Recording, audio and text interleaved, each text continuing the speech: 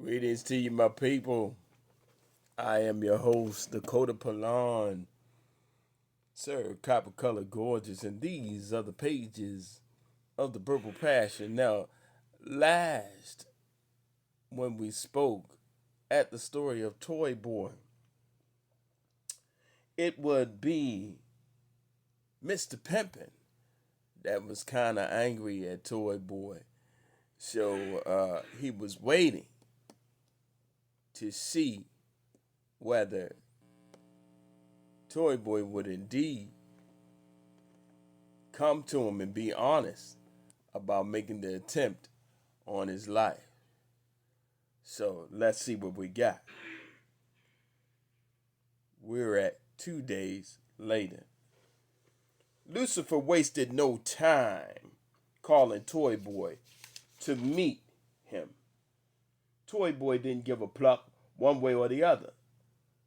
Blue Feather had tended to his bullet wounds. He was almost good as new. When they got to Lucifer's mansion, Toy Boy and Blue Feather, time was not wasted getting to the heart of the matter. So, Ninja, you tried to murk me, Ninja, while I was getting my wood waxed? Lucifer pulled his gat and cocked it. Before he could take the shot, Blue Feather snatched off her heel on her right foot and caught the ninja with the sharp stiletto right between the eyes. Lucifer, a.k.a. Mr. Pimpin, was now in that big brothel in the sky, so to speak. His bodyguard spit fire at Toy Boy with his gat, but no shots landed. Toy Boy fired back and deaded the bodyguard with 2 shots to the dome. As Blue Feather and Toy Boy ran from Lucifer's mansion, a hail of bullets followed them. The car they rode in, Toy Boy's silver Audi, was riddled with bullet holes, with the rear windshield shot out. Still, Blue Feather and Toy Boy were not harmed as they escaped into the sun. Word on the streets was that Toy Boy, Blue Feather, and Sherry's Bliss was nothing to pluck with, and Dexter Kingston and his whole damn crew worked for Toy Boy under TBM, Toy Boy Mafia. Yeah, you heard it right. The awkward nerd was now the top dog. It wasn't a damn thing anybody could do about it. 1 year later, Blue Feather was now officially Mrs. Blue Feather Yates. Toy Boy, a.k.a. Mr. Donnell Yates, was now a father of 3. Yeah, that's right, you heard it. Blue Feather had triplets, Darnisha, Blue, and Bella. Sherry's Bliss was a $2 million a month product, and Toy Boy was working on still another concoction called Kill Switch. This was a drug that heightened fourth dimension experiences. It was desperately sought after, And this was just after testers were out for one day. Toy Boy chose the name Kill Switch for this new lozenge of a substance because the effect of it made one's mind block out everything else and focus on one thing. In this case, the goings on in or about the fourth dimension, which some would call the dream realm. So you can imagine what was happening when persons took these lozenges. Toy Boy, aka Big Yates these days, had taken fantasy to a whole other level. With his money, he'd also managed to buy up properties that he called flex houses. In these places, people got high all day. And seeing that these days in 2035 all drugs were legal, Toy Boy was on top of the world. However, thing of it was, the downside to this jit was that everybody couldn't hold their liquor, quote unquote, so to speak.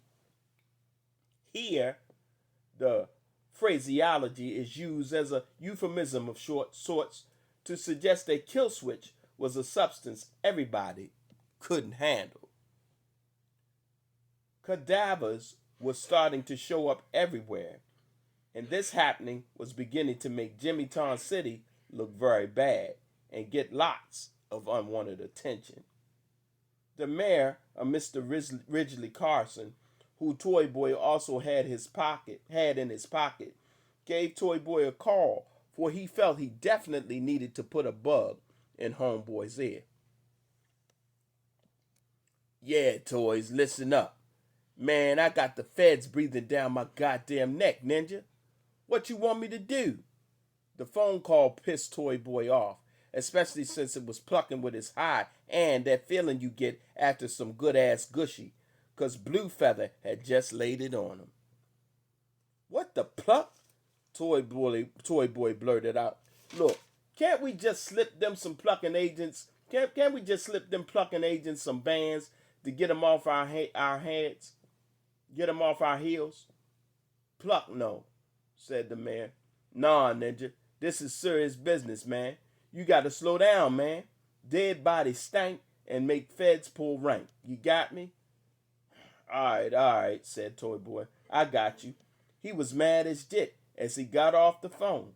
After sharing the situation with Blue Feather, she advised Toy Boy to lay low for a spell and let Jit die down. She also knew a spot where they could chill until things died down. 2 years later, Blue Feather and Darnell had been chilling with her father on the reservation. Toy Boy loved Mr. Wise Wolf. He was tough, but fair. The Yamasee wisdom that he shared with Toy Boy made him want to turn over a new leaf and possibly get out of the drug game and go legit. Of course, this was bad for business. Before he knew it, Toy Boy had ninjas coming from everywhere, trying to dead him for making the conscious decision to turn over a new leaf. Scenario 1. It was a Friday night. Blue Feather never minded Toy Boy going to the stripper clubs and jit, so long as he tipped and kept his dick in his pants. As Toy Boy got a lap dance and tipped the jit out of a fine-ass broad named Chevette, 2 buff-ass dudes rolled up on him and dismissed the broad. Needless to say, it pissed Toy Boy off. But he ain't have time to show any irritation or make a squabble, 'cause the 2 grabbed him up and forced him outside the club and into a dark alley that sat behind it. Before y'all do any assuming, it wasn't Crash or Steel. They worked for Toy Boy now.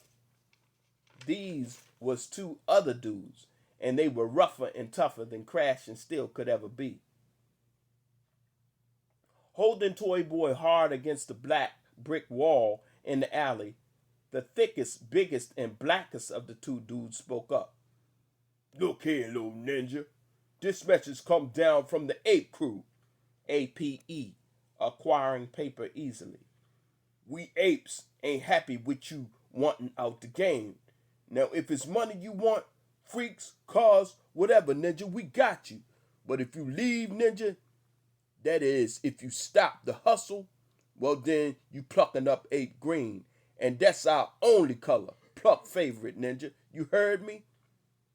At the end of Big Boy's statement, Toy Boy somehow managed to wriggle free. Blue Feather and Wise Wolf had taught Toy Boy some vicious dance moves, if you know what I mean. And so he jabbed two stiff fingers in Big Boy's throat. The big ugly bastard choked and stumbled back, falling to his knees.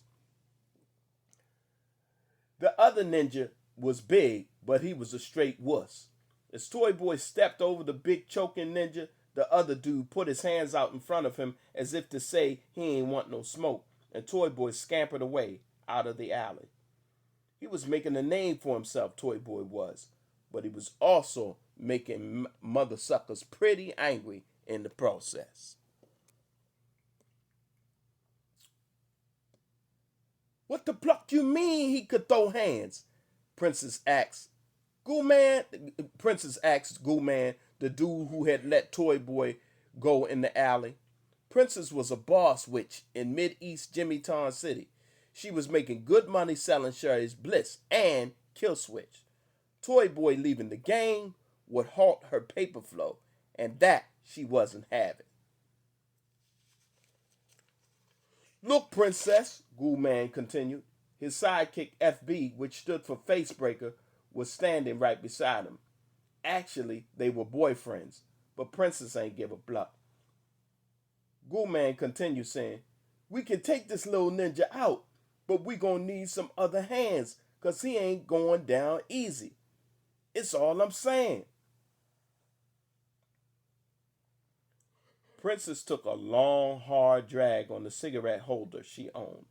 A fancy little object, black and gold in color, and she thought a minute. Then she spoke up. Goo Man, if you wasn't one of my most trusted hitmen and goons, I would send you to a Jesus meeting right now. But nah, I hear you, and I'm a woman of reason.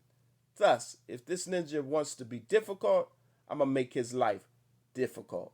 Very, very hard. And I mean rock hard, like a rabid Rottweiler's dick.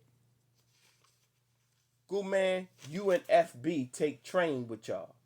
Go get this ninja toy box or whatever his name is and bring him to me. I wants to have a talk.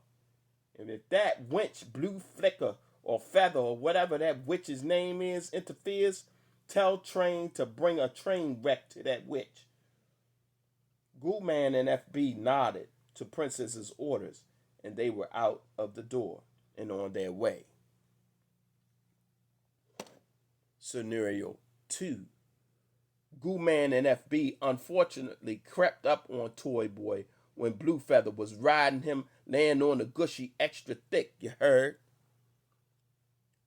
Both Blue Feather and Toy Boy made sounds of utter enjoyment and ecstasy as their passionate lovemaking was in full swing.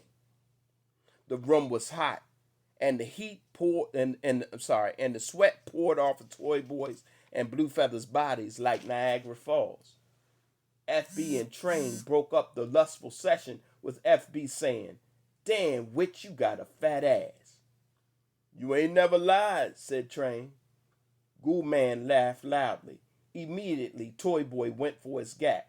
Blue Feather went under her pillow for hers too, but both Toy Boy and Blue Feather relented when they saw that FB, Train, and Goo Man had 12-gauge shotguns pointed dead at him.